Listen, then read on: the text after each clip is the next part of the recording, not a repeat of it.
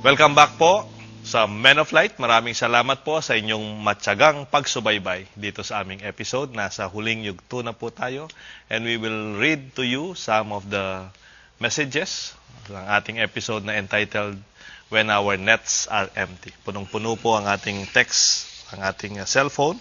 At gusto ko pong mag-umpisa sa mga email po natin. Ang email address po natin, by the way, tuloy-tuloy lang po, menoflight2004 at yahoo.com. No?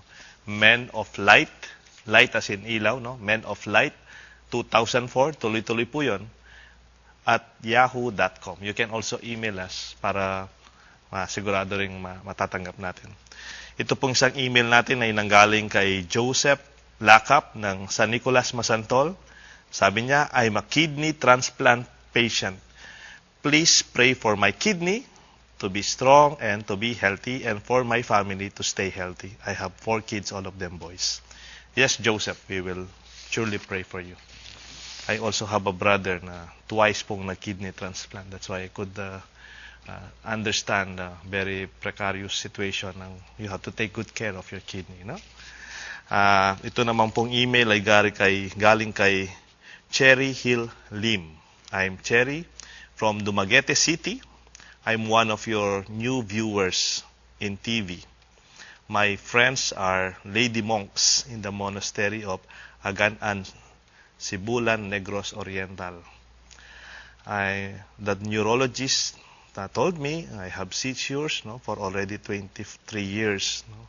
Pero sabi niya, I hope that I will continue to trust God and He will cure my illness in His own special way, in His own time.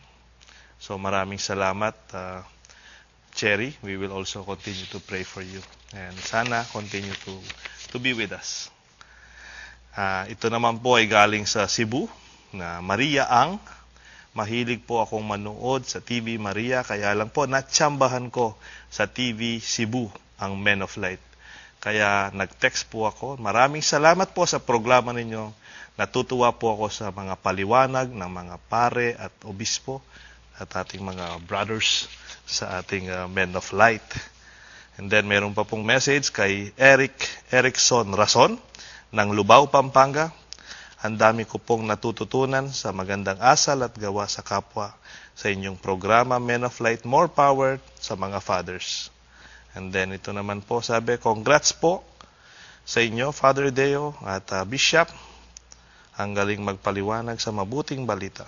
From Caloy ng St. Joseph the Baptist Parish, Aliaga, Nueva Ecija. And then also, maraming salamat at nakarecover si Direk Marilu Diaz Abaya. Very inspiring po ang experience niya. God bless. Edelisa Rodriguez ng Magalang. We also recognize the text of Israel Montemayor na nagpapasalamat at nagpapadasal din from Pampanga. Also, ito po ay galing kay Leonor Gabuan of Davao. Men of Light, napakaganda ng iyong programa. Napakasigla ng puso, peace of mind, at nagpapasigla ng puso and peace of mind, pag-asa sa buhay, pagpapasaya sa mga nalulungkot, at nagpapasarap sa pagkain sa salita ng Diyos. Pagkain sa gutom, sa banal na salita, nabusog na damdamin at kaluluwa.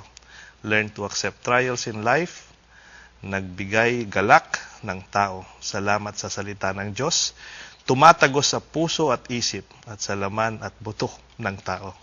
Please pray for our family, Leonor of Davao. Maraming salamat, Leonor, na yung napakagandang inspiring message also. And then last na lang po ito. I'm from Olonga po.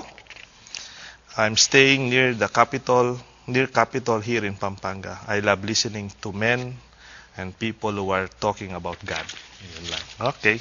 Siguro si Brother Kenneth, babasahin po niya ang ating mga prayer request.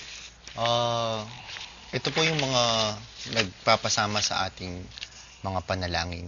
Mga taong nakakaranas ng sakit at karamdaman, isama po sana natin sila sa ating mga panalangin.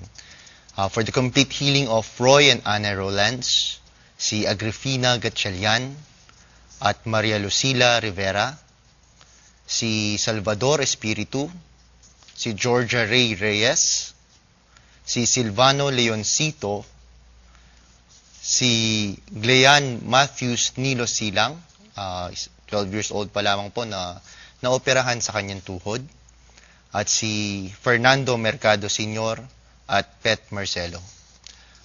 At marami rin po nagpapadasal, lalo na sa kanilang mga pinagdadaanan sa buhay, mga nahihirapan sa kanilang pinansyal, ng mga nakakaranas ng problema sa kanilang pamilya, at yung mga personal problems na hindi po namin maaari ring sabihin, pero isama po natin sila sa ating mga panalangin. Sana magkaroon sila ng peace of mind at sana malutas at malampasan ang kanilang problema na kasama ang Panginoon. Amen. Okay. Ang ating sponsor for this episode, ang ating food sponsor, ay si ang ating ever faithful, loyal, and supportive Ibang Chiching ng ating Santa Rita, Pampanga. At sa mga maraming volunteer po ng Men of Light, maraming salamat sa inyong lahat. Ngayon po, pakinggan natin at makisabay po tayo sa panalangin ni Brother Willie Suarez at isama po natin ang ating mga intentions. Brother Willie. In the name of the Father, and of the Son, and of the Holy Spirit. Amen. Panginoon, tanggapin po ninyo ang aming pasasalamat. Matiwasay na nakaraos at nakalipas itong aming ginawang paghahanda sa programang ito, iyong programa. Amin ding inilalagak sa mapagpala mong kamay ang mga kapatid naming nagpadala ng email at text messages, humihiling ng dasal ng iyong pagpapala para sa kanilang mga karamdaman at solusyon sa kanilang mga suliranin. In a special way, Lord, we pray for that brother from Masantol who is praying for his kidney to be healthy, his entire body, not to reject the transplanted organ. Likewise, include in your mercy, O Lord, our brother Mario Pamintuan, who likewise is a kidney transplant patient. Gayon din po ang aking ama.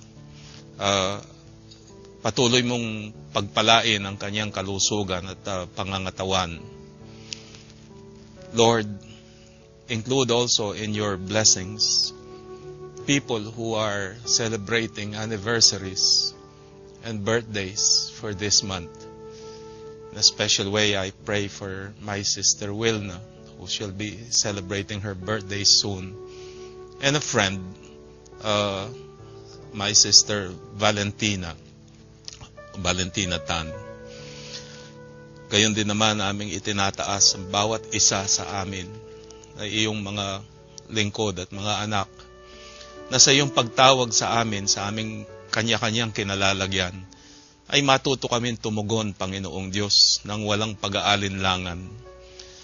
Na aming buksan ang aming buhay upang iyong punuin ng iyong presensya at aming maranasan ang napakagandang naranasan ni San Pedro na kami rin ay makita namin ang aming mga pagkukulang and receive the grace of conversion in the same way that he received his.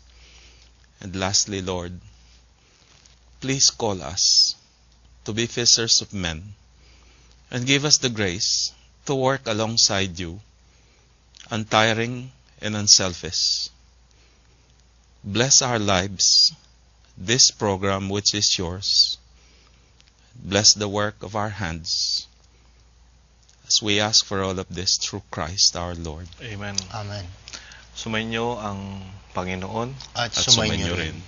naway pagpalain tayo ng makapangyarihan ng Diyos, Ama, Anak, at ng Espiritu Santo. Amen.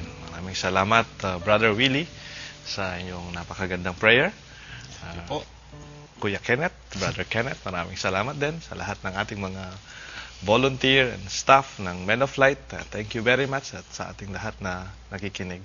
Happy birthday po kay Tatang Monching Rosario ng Guagua. At ang ating assignment. Ang ating assignment po, let us respond or identify our inner calling. Maybe you are a busy doctor, you are a busy businessman, you are busy with your studies, pero sa loob-loob nyo, try to identify what is your inner calling. What is that fishers of men call na konkreto sa buhay mo? Ano po yung parang naririnig nyong panawagan ng Diyos sa inyo other than your given profession and expertise? Kung maaari po, pakitext po ninyo sa Men of Light kung ano yung nararamdaman yung calling ng Diyos sa inyo so that we can also get to know the call of the Lord sa inyo kamukha ng naging panawagan niya kay Pedro at ang kanyang samahan. Ito po si Father Deo Galang. Nagpapasalamat po at magbabalik kami next week for another episode ng Men of Light. God bless us po. Okay, Brother Willie Suarez po, patuloy tayong lumusong sa gitna ng lawa ng buhay. Amen. At si Brother Kenneth Ali po, maraming salamat. Magsimba po tayo sa linggo.